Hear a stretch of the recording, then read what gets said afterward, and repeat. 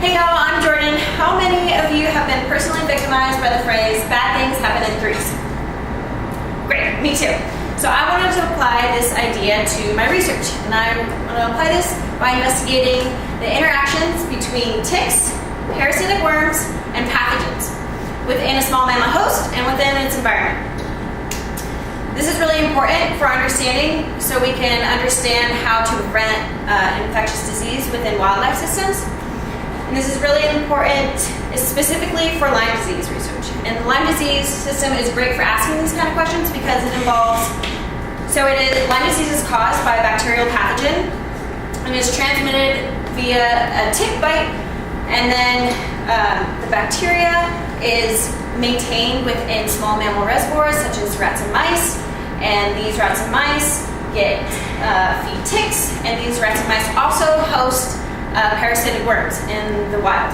And PSA, you can only get Lyme disease if you get bit by Ixodes species tick. That's Ixodes species, and there's numerous species of ticks, and it has to be feeding on you for more than 24 hours.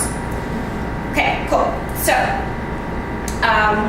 theory would predict that with more ticks feeding on a host at a time, or an animal with more parasitic worms, that animal would be more prone to infection via a pathogen. So how do I test what are all the interactions between ticks, parasitic worms, and pathogens? I went out into oak woodland forests to collect small mammals. I took all of their attached ticks. I took their blood, their serum, their tissue, and their poop. And so at first glance, within the environment, as predator diversity increases, so the more wolves, the more raccoons, more coyotes, more foxes, more raccoons, as that increases, the ticks attaching to these small mammal hosts decreases. And as small mammal hosts in the community increase, meaning there's more species, there's more of them, then the ticks attach to them at larger rates as well.